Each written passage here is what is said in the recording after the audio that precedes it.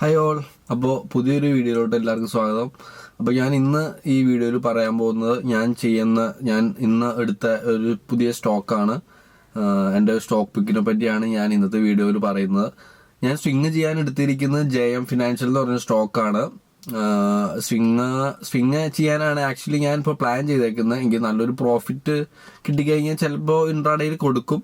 പക്ഷേ ഇൻട്രാഡേയിൽ കൊടുക്കാൻ ചാൻസ് കുറവാണ്. ഞാൻ ഒരു 15-20% അല്ലെങ്കിൽ 80-20% ടാർഗറ്റ് വെച്ചിട്ടാണ് ഞാൻ ഈ സ്റ്റോക്ക് ഇപ്പോൾ മേടിച്ചിരിക്കുന്നത്. സ്വിംഗ് ട്രേഡ് ചെയ്യാനാണ് എൻ്റെ പ്ലാൻ. പക്ഷേ അതിന് മുന്നേ എനിക്ക് ആ ഒരു ടാർഗറ്റ് വെച്ചിട്ടാണ് ഞാനിപ്പോൾ ട്രേഡ് ചെയ്യുന്നത്. അതെന്താവുമെന്ന് അറിയില്ല.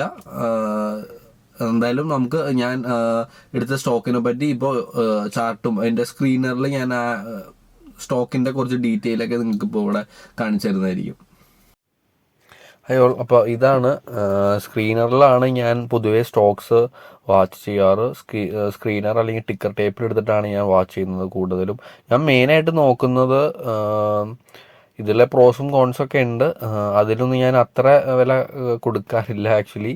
സ്വിങ് ചെയ്യുമ്പോൾ പിന്നെ നമ്മൾ കൂടുതലും ഇതിൻ്റെ ഫണ്ടമെൻ്റൽസ് നോക്കേണ്ട ആവശ്യം ഇല്ലയെന്നാണ് എനിക്ക് തോന്നുന്നത്. എന്ന് വെച്ച് കഴിഞ്ഞാൽ നോക്കണം, തീരെ മോശം കമ്പനീസ് ആയിരിക്കരുതെന്നാണ്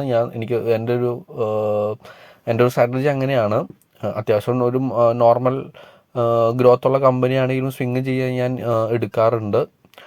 പിന്നെ ഇതിലിപ്പോൾ ഞാൻ മെയിനായിട്ട് നോക്കുന്നത് സ്റ്റോക്ക് എടുക്കുമ്പോൾ നോക്കുന്നത് ഷെയർ ഹോൾഡിംഗ് പാറ്റേൺസ് ആണ്. ഇതിലിപ്പോൾ നമുക്ക് നോക്കി അറിയാം, പ്രൊമോട്ടേഴ്സ് 56% ഹോൾഡ് ചെയ്യുന്നുണ്ട്. പിന്നെ ഫോറിൻ ഇൻസ്റ്റിറ്റ്യൂഷണൽ ഇൻവെസ്റ്റേഴ്സ് ഹോൾഡ് ചെയ്യുന്നുണ്ട് 60.83% ഈ ലാസ്റ്റ് ജൂൺ 2024 ലാസ്റ്റ് ക്വാർട്ടറിൽ. പിന്നെ DIS ആയാലും 8.63 ഉണ്ട്. പബ്ലിക്കിൻ്റെ 80% ആണ് ഉള്ളൂ. അത്രയാണ് ഉള്ളത്. അപ്പോൾ ഇതൊക്കെയാണ് ഞാൻ മെയിനായിട്ട് നോക്കുന്നത്. പിന്നെ പബ്ലിക്കിൻ്റെ കുറേ കൂടുതൽ ഉള്ളത് ഞാൻ അങ്ങനെ വാച്ച് ചെയ്യാറില്ല. എന്ന് വെച്ചാൽ അങ്ങനെയല്ല, ചിലപ്പോൾ ചില സ്റ്റോക്സ് പബ്ലിക്കിൻ്റെ ആയിരിക്കും കൂടുതൽ, ബാക്കിയൊക്കെ കുറവായിരിക്കും. അങ്ങനത്തെ സ്റ്റോക്സ് ഞാൻ പൊതുവേ അങ്ങനെ കൂടുതലും അങ്ങനെ എടുക്കാൻ നോക്കാറില്ല. പിന്നെ ചാർട്ട് നോക്കുമ്പോൾ നല്ല അപ്സൈഡ് കിട്ടുന്നുണ്ടെങ്കിൽ ഞാൻ ചിലപ്പോൾ എടുക്കും. ഞാൻ ചാർട്ട് ബേസ്ഡ് ആണ് ഞാൻ കൂടുതലും ട്രേഡ് ചെയ്യുന്നത്. ഫണ്ടമെൻ്റൽസ് ഞാൻ അങ്ങനെ സ്വിങ്ങിന് അധികം ചെയ്യാറില്ല.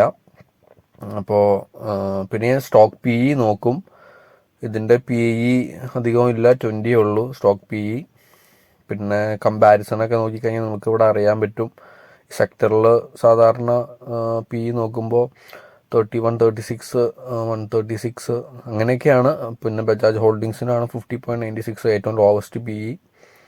20 ഇതിൽ അത്യാവശ്യം കുഴപ്പമില്ലാത്തൊരു PE ആയിട്ടാണ് എനിക്ക് തോന്നിയത്. PEക്കാണ് ഞാൻ മെയിനായിട്ട് നോക്കുന്ന സ്റ്റോക്ക് സ്വിങ് ഒക്കെ ചെയ്യുമ്പോൾ എടുക്കാൻ വേണ്ടിയിട്ട്. എന്ന് വെച്ച് കഴിഞ്ഞാൽ അത് മാത്രമേ ഞാൻ നോക്കാറുള്ളൂ എന്നാണ് ഞാൻ ഉദ്ദേശിച്ചത്.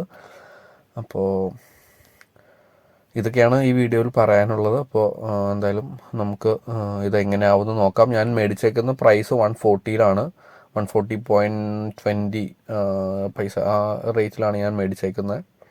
ഇന്നിപ്പോൾ 2% ലോസ് ഡൗൺ ആണ്, ഗ്യാപ്പ് ഡൗണിലാണ് ഇന്ന് ഓപ്പൺ ആയത്. ഞാനിന്ന് മോർണിംഗിലാണ് മേടിച്ചത്. ഇന്നലെയാണ് ഞാൻ ഈ സ്റ്റോക്ക് അനാലിസിസ് ചെയ്തത്, ഇന്നലെ രാത്രി.